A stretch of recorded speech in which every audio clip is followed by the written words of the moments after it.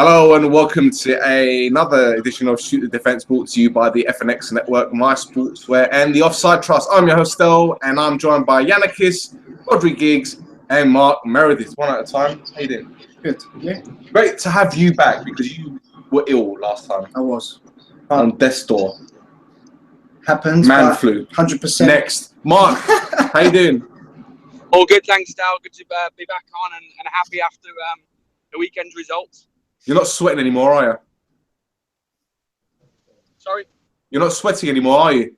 No, just about now, just dried off. But, you know, now we've got to wait and see which manager stays or comes in and what we go on now for the new season. So let's have a look.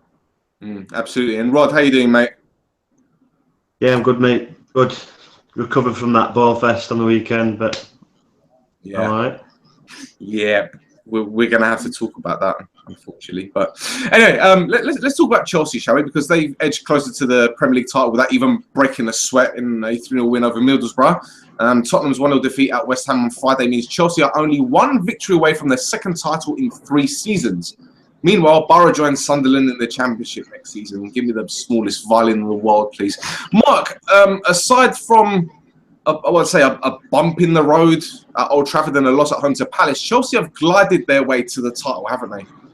Yeah, I think so, Stal. They've had a great season. You know, you've seen a lot of the players back to their best again, and obviously Conte coming in and doing a great job, which for me is not surprising, but for a lot it could have been, because you know, with the Mourinho's and Guardiola coming in this year and everybody talking about how they would do with the two big Manchester teams, you know, I think Conte's come in and just got on with his job at Chelsea and has paid, you know, his work's paid off, and he's where he is because of the way they've played all year.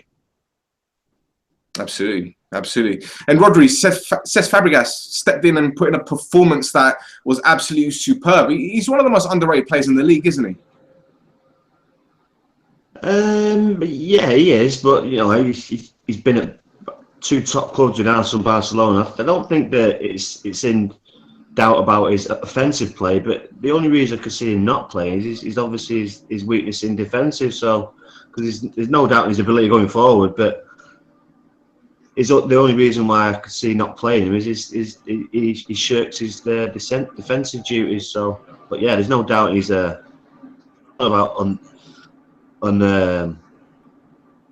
underrated. Do you think he'll be at the club next season, though?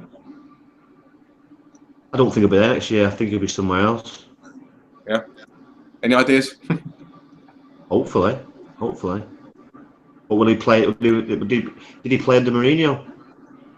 You never know. You never know. Stranger things have happened, I guess. Did he play under when they played at Chelsea? Did he play him? Or didn't he sign him? Signed him from Barcelona, didn't he? Yeah. 1 year. That's right. You never know what could happen. Mate, people are saying Spurs bottled it, but it's a bit weird because they weren't even top of the league. Memory serves me correct. So how can they be bottlers? I don't think they're bottlers, to be honest. I think they deserve credit. They're kind of the only team that's pushed Chelsea for the title this season. You know, even as a United fan, I'm a fan of Tottenham. The way that they play, they play attractive football. They play football the right way. They've got a lot of young players who are promising. Dele Alli's been sensational for me this season. They've been called bottlers because in the big games, the Chelsea, the Cup game, and West Ham, and considering last year, they haven't reached that next step. Yeah. But I think with a few additional signings, and I think they could go one better next year, to be honest. One better being winning the league. Really? Yeah, I think so. Wow. I mean, I know the big boys are going to strengthen. Your Cities, your Uniteds, Liverpool if they get Champions League. But Tottenham have got that momentum. They've got that consistency. I think they're 2-3 players away of becoming a real top team. Okay. Well, gents, Middlesbrough were always going to really struggle, weren't they? I mean, let's be 100% honest. The signings they made last summer were Championship players. So is it anyone really surprised with their showing this season? Are you surprised? I'm not surprised now. They were defensive even last year in the Championship, and they continued that this season as well with Karanka. Karanka, as we know, was a defender in his day, so he built his team on a defensive unit. The bottom line is Middlesbrough don't score goals. If you don't score goals, you're not going to win football matches, and they are where they are on merit. They're very poor, and I'm not unhappy that they've gone down, to be honest. You know, so That's my honest opinion. Fair enough. Mark, are you surprised that they dropped straight back down? No, I don't think I am, Stal. I think, like you say, if you don't spend the money and bring some quality in, then you don't really build in one of the biggest leagues in the world. But I agree with you guys. They can't score any goals. And to be fair, from a football fan's point of view, watching it, they're boring to watch as well. So, no disrespect, but let's give somebody else a try up there now. Some of the other teams that get promoted. Hopefully, the Newcastle and Brighton who can come in and do a better job. Mm-hmm. And Rhodri, what do you reckon of Middlesbrough? Because as Yannick has said, they got rid of Karanka for with 3 or 4 games remaining. They brought in Agnew, didn't really do too much. Do they deserve to go down? Yeah, I think so. I think they left it too late. If they was going to change it, they should have done it a little bit earlier. And like Jan and Mark says, that, they didn't find that balance of. They had a good defensive record, but it's just the lack of goals and obviously it's the lack of goals, and obviously that's where they'll probably go down. At the start of the season, would have been in a group of 5 who'd have thought have gone down. So you're not really surprised them gone down, especially with the lack of goals. You're not surprised now. Surprising thing with Middlesbrough, getting rid of Jordan Rhodes as well. Yeah, I thought that was really surprising for someone that's got a track record of scoring goals. All right, not in the Premiership. He's never been in the Premiership, so to speak, to do it. He's got goals in him. What would you sell Jordan? Well, because they thought that Rudi Gestede would do it. I mean, he scored a few goals at Aston Villa, but Rudi Gestede has been relegated with Cardiff, Aston Villa, and now Middlesbrough. I think only Neil Redfern has been relegated with more teams. Says it all, isn't it? There you go. Well, this leads us back to our bite back question. We haven't done one of these in a while, and I say in a while, you haven't been here, so it's been a while for you. Now, the question that we posed to our Facebook group page and to our Twitter followers was, looking at this season and the previous 2, in your opinion, have the title races been competitive enough? Now, we've had quite a good response. I'm going to go with Pascal Jimbonda, who's a Middlesbrough fan, so naturally he's down in the dumps at the moment, but I'm going to read out what he's done, or what he's written. He said, I think it's been a mediocre season with little to get excited about. Chelsea could get to 93 points, which makes a mockery of the hype at the start about the super managers, the money spent and quality of the league. Spurs have done well, but everyone else for the top 4 is tripping over themselves. Conte has come in with least hype, whereas the others' stock has fallen. There is a considerable gap from the top 7 to the rest of the league, and relegation has been largely about the final spot because of how pathetic Sunderland and Borough have been. We've been doomed for months. Now, our friends over at Sofa Sports News, what's happening, Harry? They all said, well, Harry being the first one, he said, no, the Premier League has dropped in standard overall, hence the emergence of Spurs and Leicester last year. Arsenal, United, Liverpool and City are all still well below par, and that's why we've got some competitive title racing.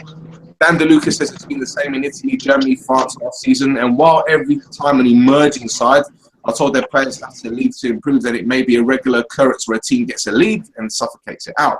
Arsenal and Liverpool can't be seen... I can't see being good enough to challenge for at least 2 seasons, too much work required. And Rob Palmer says this Spurs team would have competed for the title in every Premier League season, which I presume means the season and the previous 2. Rhodri, what do you make of the last 3 Premier League races? They've not been exciting, have they? Not pretty dull. Like you say, not really exciting, but not really going to the wire. Leicester really ran away with it this year, and Chelsea have run away with it this year again. So it's not been great, but it's getting like, I feel like it's getting like when I used to watch the Liga games 5 years ago. It used to be really dull and boring, and you're getting the odd good game, and that's what the Premier League's getting to in the last couple of years. It's not been great, so I don't know. There's different egos now. People don't want to get beat. There's big pressure on teams. There's big managers in big jobs. They don't want to get beat. So some play like offensive, like Pep Guardiola, and then you've got Mourinho cancel them out, playing 6 at the back. It's just pretty dull. Mark, your take? Yeah, I think, the one thing I liked about last year was that it was a fairy tale story for Leicester. So it got us on our feet a little bit, knowing that it was a team that we didn't expect to win it, raced away with it. But this year, I agree with Rhodri what he said.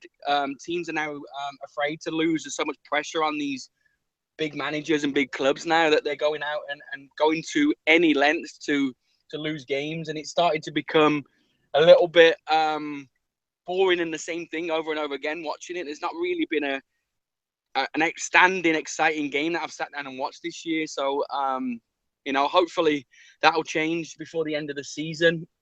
But if Chelsea go and win the title on Friday, yet again, relegation is probably going to be a little bit of scrap to the end. But everything else is done, really. So we'll see. Hopefully we'll just get somebody else to win it next year apart from Chelsea. Do you know what? I think it's just been...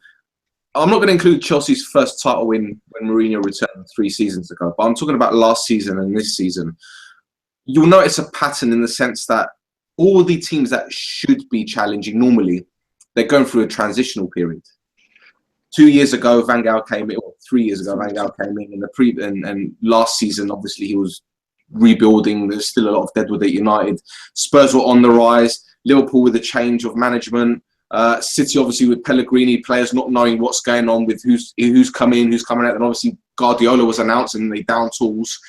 I just think that next season, we're going to see a more competitive league title challenge. I think Spurs, Chelsea, United, Arsenal, City, Liverpool, I think they're all going to be up there.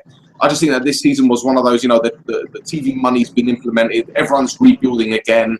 Mourinho's first season, Guardiola's first season, Klopp's first full season. I'm with you, Mark. I hope it does change. What do you think?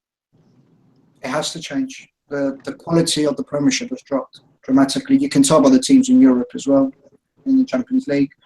As documented, last 3 years, 4 years. I mean, the last exciting title race when City picked Liverpool for the title. Right, yeah.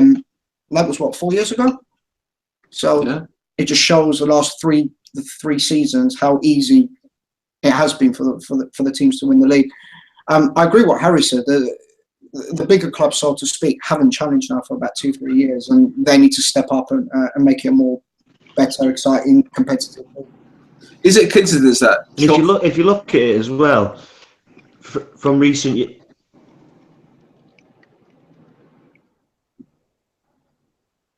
If you look at it from recent years, from now, there's not many British-based players in these teams. So maybe we're going to play this European-style way where there's not that intensity because there's not any local lads playing for Liverpool, United, Arsenal like they used to be. There was always a good core of British players, and that's gone now. Only Tottenham really have got a good core of British players. Is it merely a coincidence that Chelsea this season and Leicester last season didn't have European football? That they won the league title? Yeah, possibly. They only got the league to... Well, Leicester's an exception. I don't think that's going to happen again for I don't know how many years, especially in England. So that's just a freak, a one-off. As for Chelsea, they've got the quality. Conte's a good manager. He's proved it in Italy. He's come over here, had kind of the guts to play a 3 at the back where in this country not a lot of people play with 3 at the back. And he seems to work. And yeah, playing once a week does help. So, yeah. But it goes back to what we said weeks ago in the sense that Chelsea, the core players that won the league title under Mourinho are still there. So it's not as if Conte's come in and sprinkled this magic dust and everyone's just turned into phenomenal footballers. They had it in them. They were the league champions 2 years ago. Did they regress so much in the time that Mourinho was there? Or did they just down tools and didn't want to play until someone else came in? Because let's be honest, wasn't it what's his name? Hiddink that came in. Yeah. Right? And he galvanised them. All of a sudden they started playing when Hiddink turned up, and then now Conte's coming to give him that next step up. Well, yeah, they're winning the title, which you kind of expect. I tipped them at the beginning of the season to win it, so it hasn't come as a surprise for me. It's a bit what's happened at Leicester with Shakespeare as well, with Ranieri. Yeah. Exactly the same thing. All of a sudden, Leicester finished what their 10th, or where they were battling for relegation a month ago. We're sitting there thinking, are they too good to go down, and will they go down? Changed the manager. all of a sudden the players that were performing last year started to perform again. But this is what I'm saying. It's not as if, okay, I'm not saying that Conte hasn't done a great job. He's done a fantastic job. Don't get me wrong.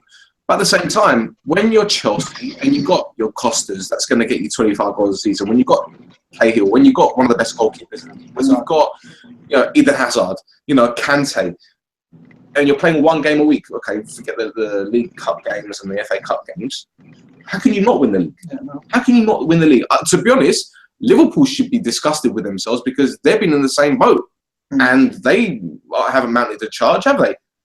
Since December. What, November? They fell off. I think, but looking at Chelsea and looking at Liverpool, they have had the same amount of time to prepare for games. But if you look at individual players, Chelsea by far got the better quality. I agree. And if you, as a coach, you can work with these players 5 or 6 days a week, and then concentrate on that game every week. It's obviously been a benefit because Chelsea were top side before Conte come, and he's been able to work with these players for 5 or 6 days a week, which is a big, massive advantage. For me, the key for Chelsea was the change of formation because they lost to Liverpool at home and then they got spanked by Arsenal 3-0, didn't they, at the Emirates, and everyone was questioning Conte. Is he even going to be there? There were rumours that they might even back him. And he changed the formation and they won a few games and the momentum and the rhythm, and he started to get the best out of the players in that formation, and that was the key for me. Yeah. It's not just that. I think taking the calculated risk in leaving out Ivanovic and John Terry made a big difference because they slowed them down. I mean, Ivanovic was a right back at Chelsea, wasn't he? And they slipped in a centre back against Arsenal. Didn't do anything. They pummeled them. But then they put Azpilicueta there, and it changed the dynamic of the team. I think Conte pulled a masterstroke there. But Mark, were you going to say something earlier? No, I agree with you guys. I think, I really do think it's the lack of, like exactly what Rhodri said. As a coach, if you're in with your players, and we know Chelsea have quality, they've spent millions and millions of pounds. So it's to be able to work with them 5 days a week and really focus on what's in front of you and not just be traveling abroad and things like that for games is definitely a big factor. But again, you would expect these teams like Chelsea and United and City and people like that to have a quality in their team that they can go out and play European football and still come and be successful in their own country, just like the Real Madrids and the Barcelonas do. So yes, maybe we can say that it is to do with that, but again, with the millions and millions you spend, for me, I expect them to be doing good, not just only in their home league, but away as well in Europe and in representing England with pride. It's a very, very fair point. So while the title race appears to be done and dusted, one of the top 4 contenders officially threw in the towel on Sunday.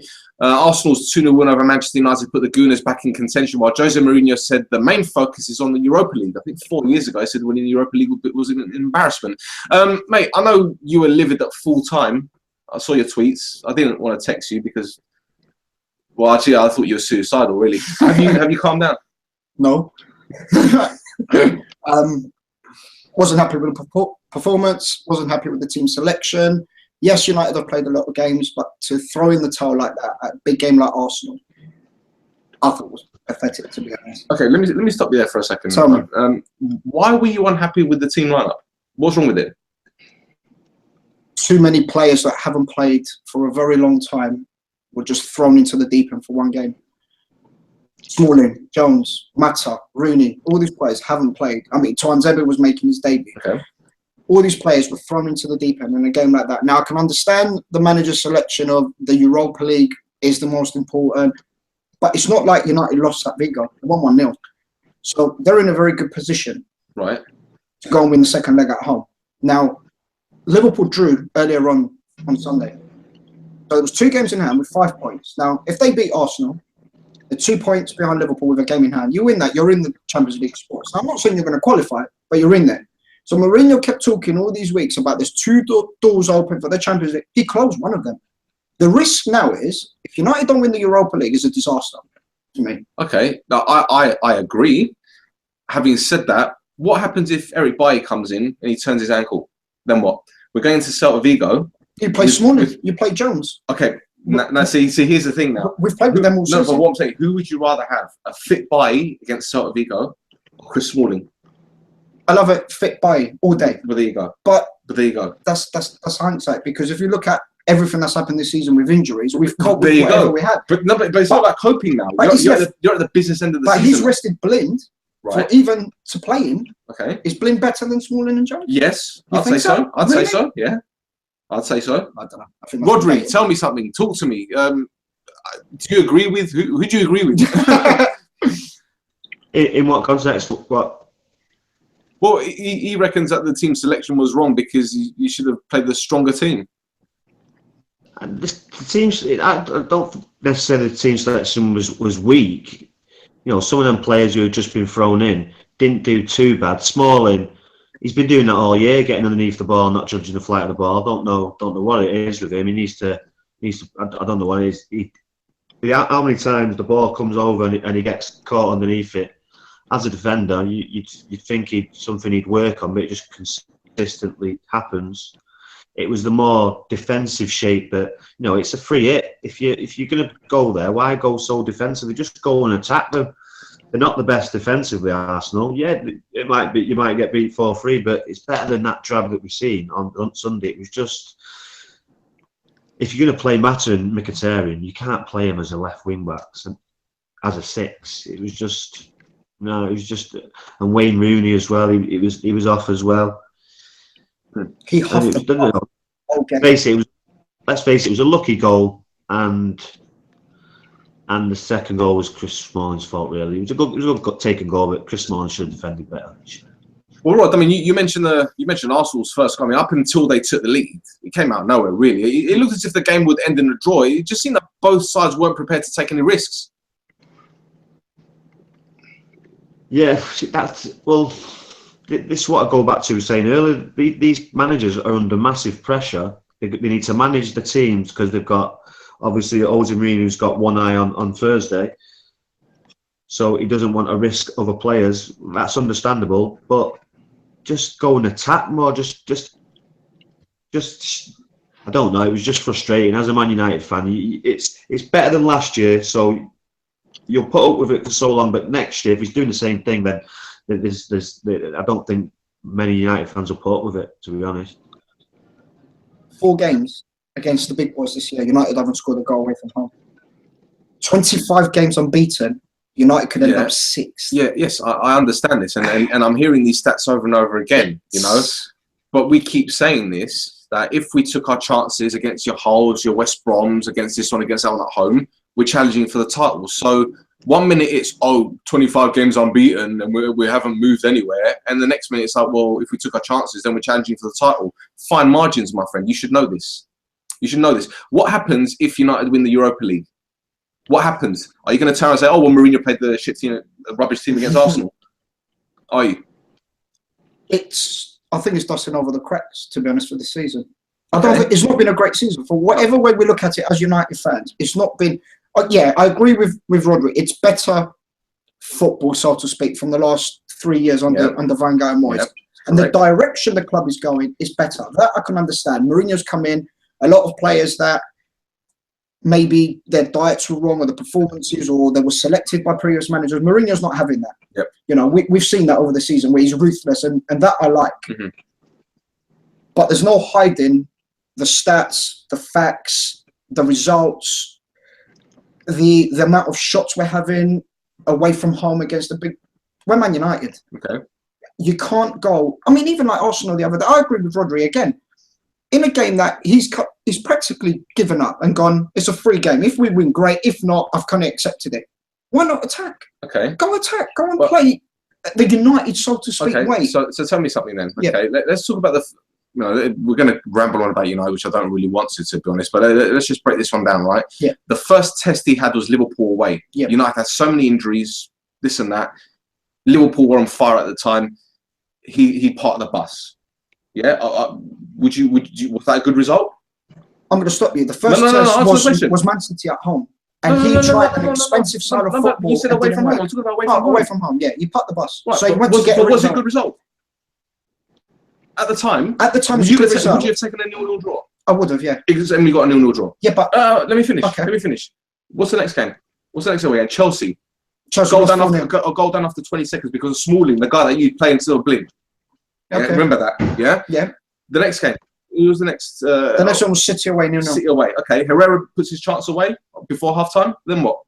Yeah, but he doesn't. But this is what I'm saying. But Fine then- margins. Yeah, but So you can't have it both ways. But if you want to analyse the whole 4 games, if you want to put it in that aspect, Zlatan had 1 chance away from home at Liverpool. We went to Anfield and created. But you know one that he chance. needs 6 chances to score. You know this already. Yeah, but I'm talking about collectively as a whole team. But how's this Mourinho's fault? Well, Mourinho said No, but how's it Mourinho's fault that Ibrahimovic misses from 5 yards? it's not. How's it Mourinho's But fault that Rashford can't hang around the 6-yard But box? Mourinho sets up the team to play that sort of football. So it's everyone behind the ball, and we can counter attack But when we Mourinho can. isn't going 1-on-1 with a goalkeeper and trying to put in the bottom corner, is he? We can. You can talk about how he's set up. all Right? day. If Rooney squares the ball for Mata, United win the game, don't they? Well, they go 1-0 up, But they win the game because Rooney's going to shut up shop after that. but it didn't happen. But this is And what I'm you're not- saying. they lost. Fine margins. Yeah, but it's You fine can't margins blame in the every game. manager. We You can say, can't blame the manager for if the missing referee chances. gave a penalty, You got. I think looking at it, he doesn't quite trust his team yet, so that's why I think he's going so defensive. He's only brought 4 of his own players in. He's going to be a big clear out in the summer, bring a lot more players that he wants, and then we'll see him a bit more offensive. Because historically, his record and his stats against top 6 clubs have been quite good. So this is like you were saying, it may be like just a freak year. In next year, all them chances we play against Stoke, Burnley, West Brom, they all go in, and with 12 points and with 4 points off Chelsea or 2 points off, and it's a lot closer. So you got to give him another summer,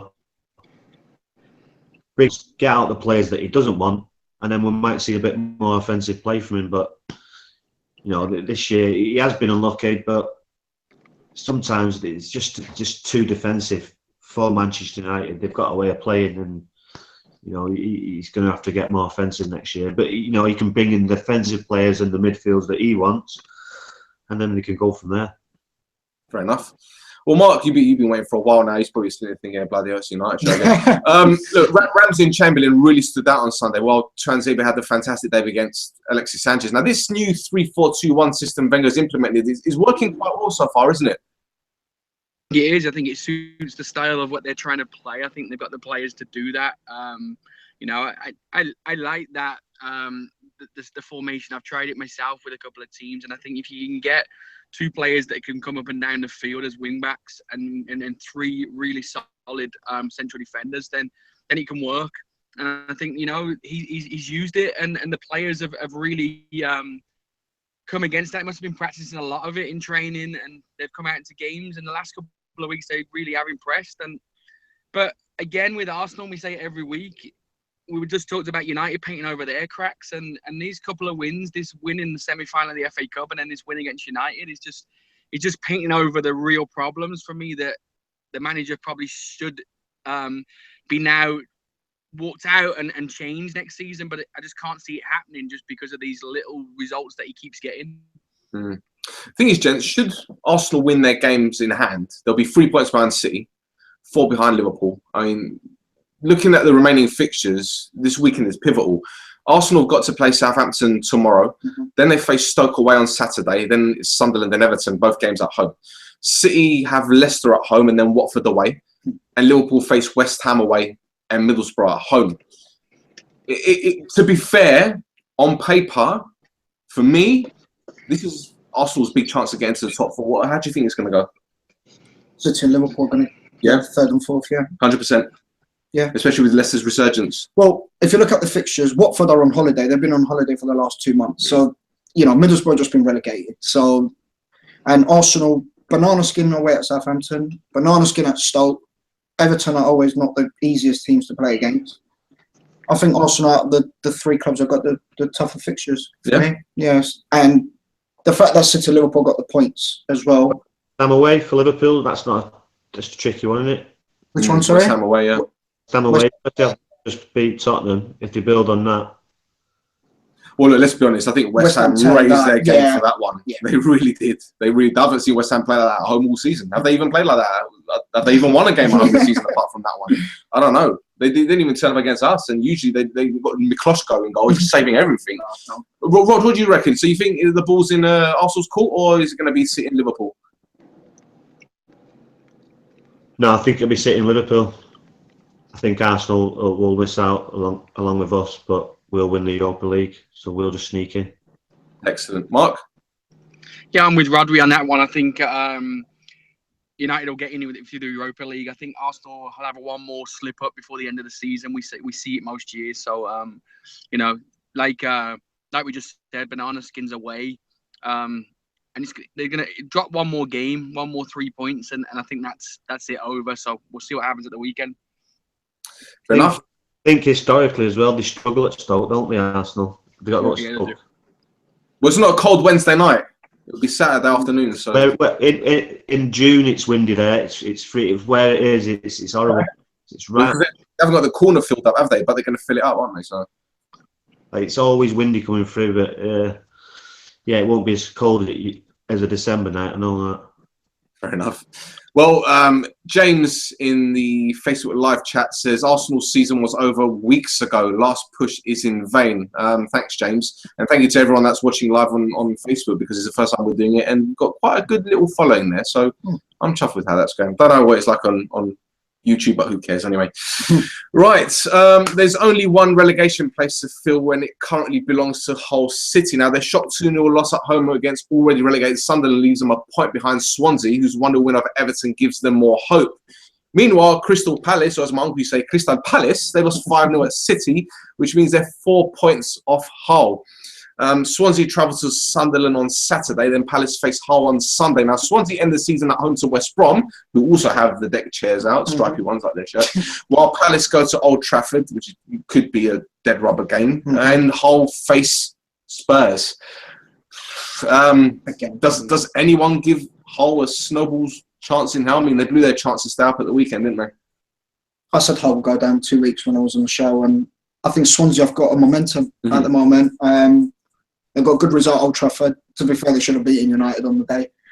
And then they got the result with Everton, Llorente, important goal, and they seem to have a bit of confidence. You can tell even by Paul Clement's kind of interviews, as in, we've taken the chance, we're not going to blow it. There's a lot of positivity at Swansea, and I think they'll stay up.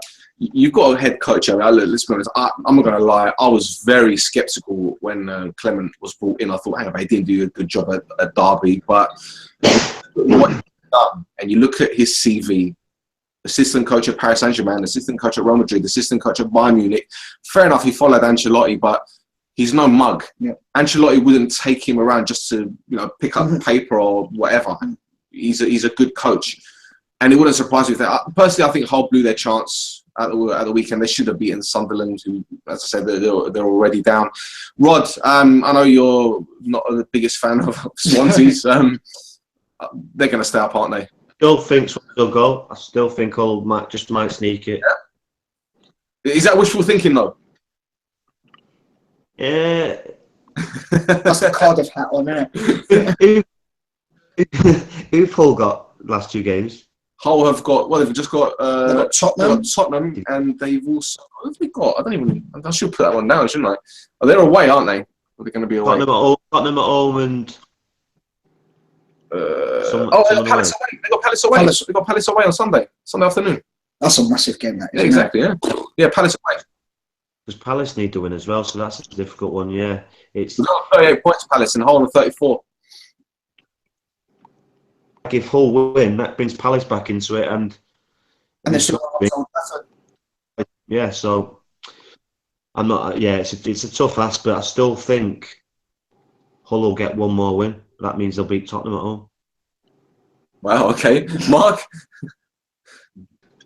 It's a difficult one, Stan. I think it's going to come down to that game on Sunday. I think if Hull can go and get a win at Palace on Sunday, then I really fancy them to go into the game against Spurs with confidence to go and win that one. And, Palace going away to United is going to be tough for them. So, Palace at the minute, I'm going to say that I'm going to go for 2 Hull wins.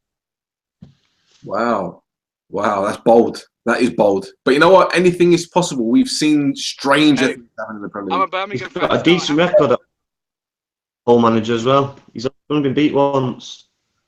Once at home, yeah. Once at home, yeah. And that was at the weekend. I think they were doomed on Saturday. Can you imagine having that record and David Moyes comes along and breaks it? It's like Stormzy's is like S up. Call me David Moyes.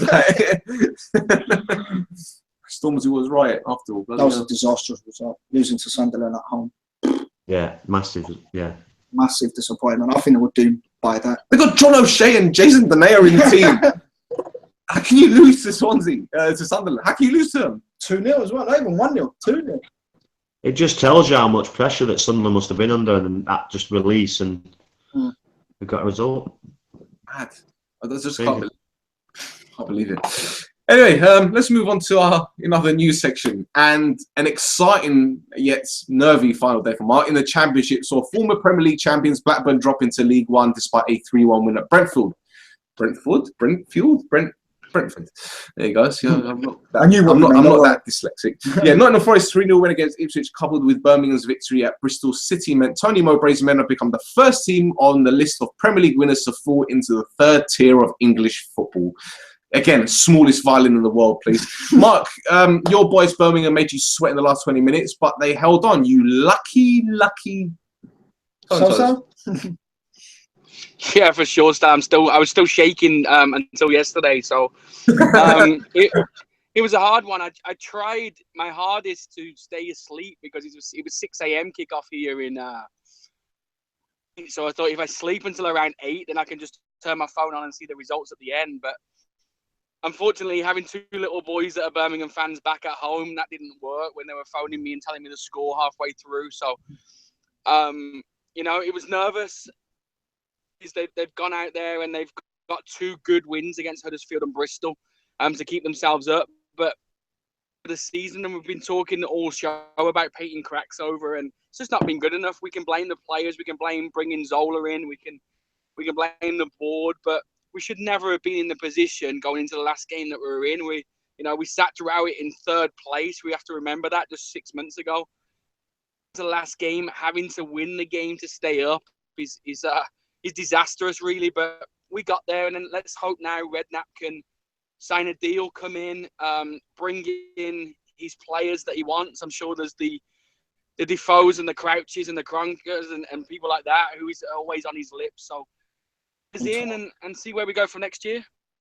Things that could have been a monumental screw up if Birmingham went down. As you said, 3 points away from the playoffs when Rowett got sacked. To bring in Zola just because he was a trophy manager, and to keep him there as long as they did, it's astounding, honestly. And to bring in Harry Redknapp, which obviously was a gamble because his record at QPR wasn't great. He got them out of it to his credit, but something tells me that the players were just like, nah, I'm not playing for this guy. I'm not playing for Zola. I'm not playing for him.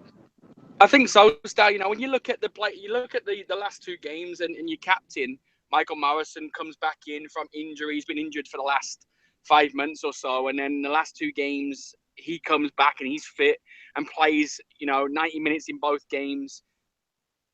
Comes back at the last game, and yeah, he did sit on the bench, but he put himself fit again to be there and help the cause. And the last couple of weeks, it's like the players didn't want to be there and didn't want to play for him.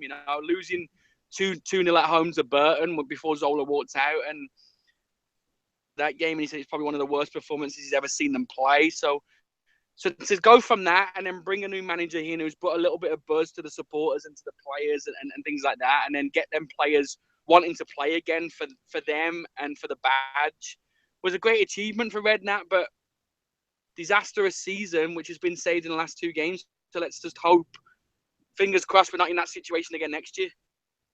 Absolutely.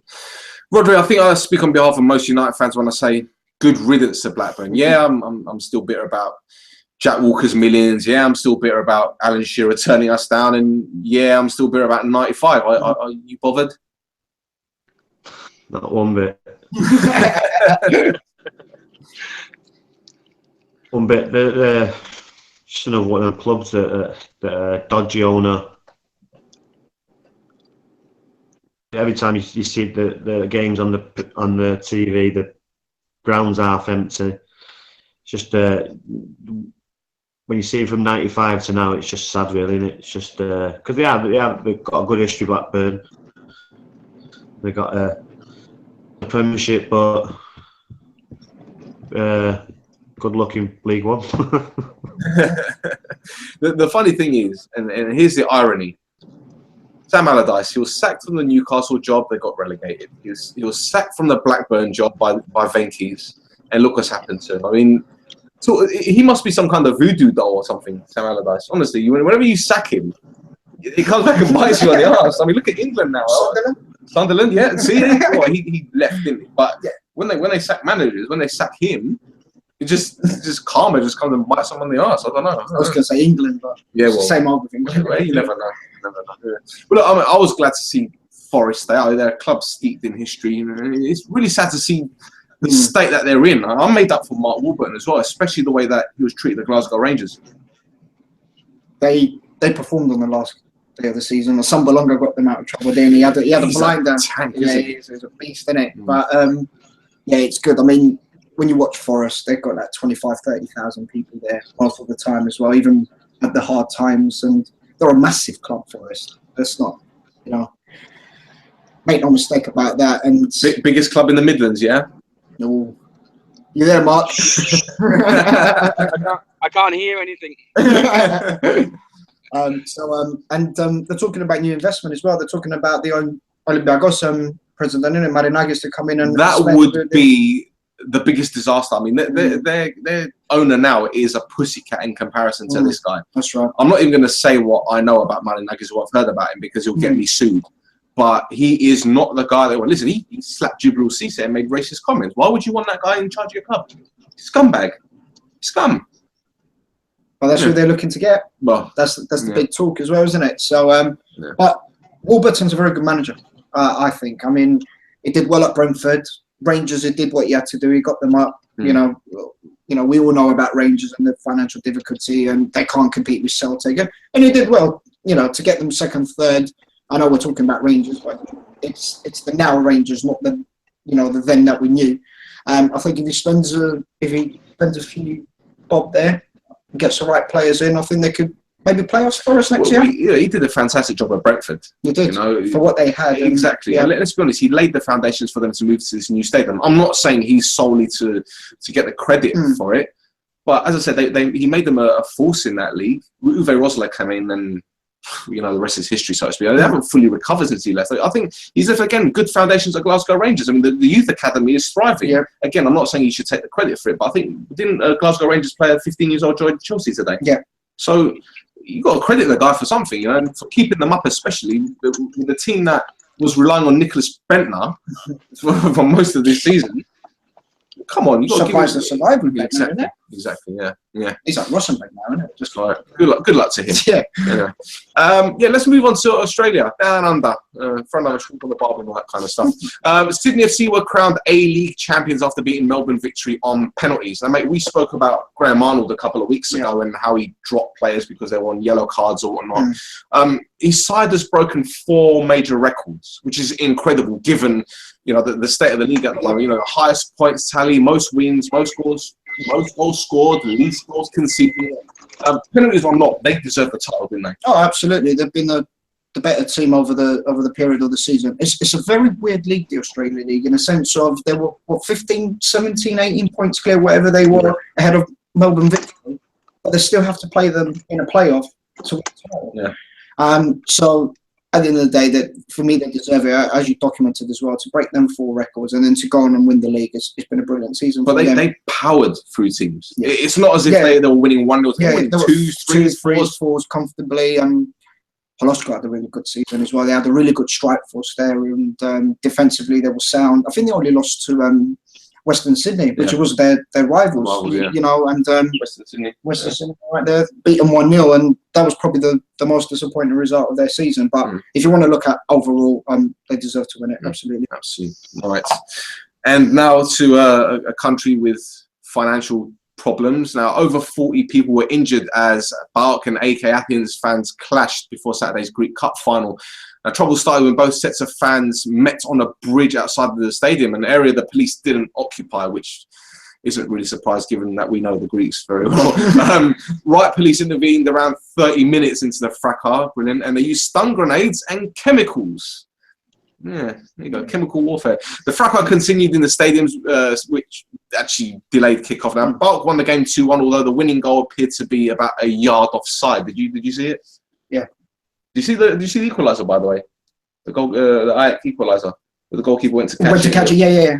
That's. Yeah. Listen, you know my views about Greek football. We won't go into it. Let's move swiftly on because the other two guys are fooling us. Here you go. This one will cheer you up, guys. Tony Adams, he hasn't had the best of times at Granada. Results haven't been great, and his training methods were, how shall we say, mocked on social media. Now, during Sunday's 4-0 loss to Real Madrid, Adams' dress sense was poked fun at by Real subs, and Adams removed his jacket, revealing a questionable waistcoat, and Isco proceeded to yell, obviously in Spanish, I'm not going to do it. He yelled, "Waiter, a Coca-Cola," while Benzema felt he looked like a card dealer at a casino. Rhodri, and this goes to everyone else as well, I don't think Adams will ever work in Football Manager again after this, will he? He's worse than a Wally with a brolly. Oh, it's just...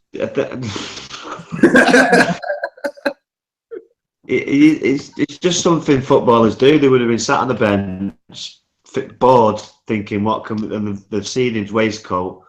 And it's something that I would have done with if I was sat on the bench, or I'm sure any group of footballers made a laugh out of it, because he did look quite funny. And the actions he does, and it's not gone very well for him. We talked about this a few weeks ago.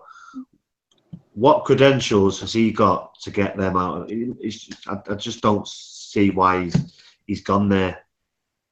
The club taking him, and for him taking the job, it was just a no-win situation for him. So I don't know. Maybe he's been promised a job overseeing something there for life. I don't know, but it was just a no-win situation for him, because he did look like a bit of a weight. Yeah, well, yeah, exactly. Mark, we spoke about Zola briefly earlier about him being a trophy manager. What would that make Tony Adams then? A statue manager? Because I know that he's got a statue outside the Emirates, but yeah, it's a circus, isn't it? Still, really, I don't understand what the owners had in mind when they brought him in. Like we said, there's nothing with him.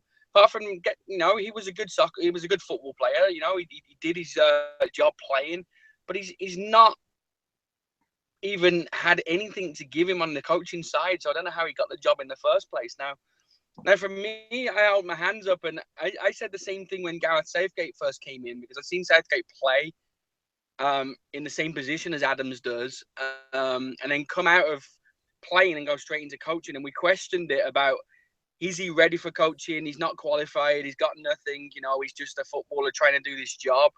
And now he's got the biggest job in the country. So it's a difficult one to say about the future. Adams, for me, we probably won't see again.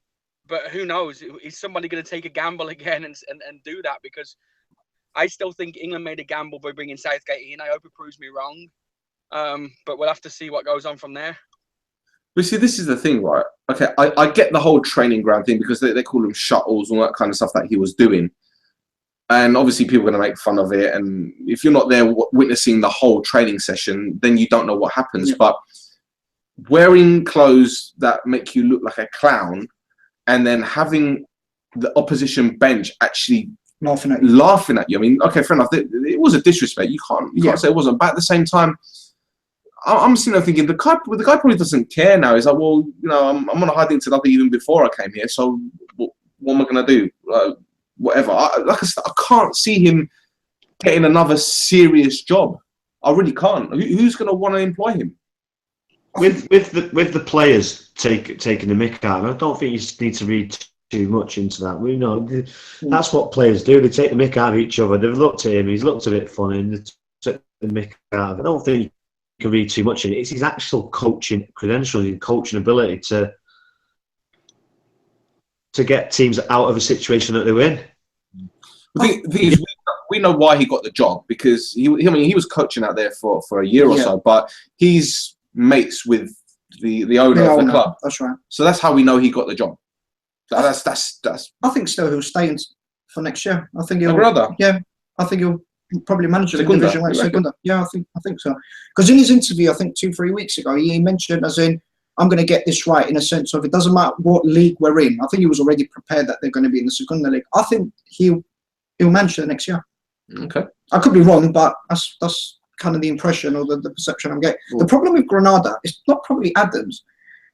They've got like 15 long players. Well, it's the infrastructure, isn't it? It's the way that it's set up. You know, we've got one of our own, Pereira, there as well. I mean, he's already thinking about the summer and how he can get to Man United. The players that are there, it's only short term. They don't really care about the club. It's maybe finding a club for themselves in the future. The club has been like that for the past 4 or 5 years, though, ever since the Potsos took over, and then they sold it last season. Not with so many long players that they've had. This year has been incredible. I think 15 out of 17 are. That's right. Yeah, no, you're right. 15 out of 17. Yeah. I think all of those are non-Spanish. Non-Spanish. Yeah, that's right. So says it all. Okay, fair enough. All right.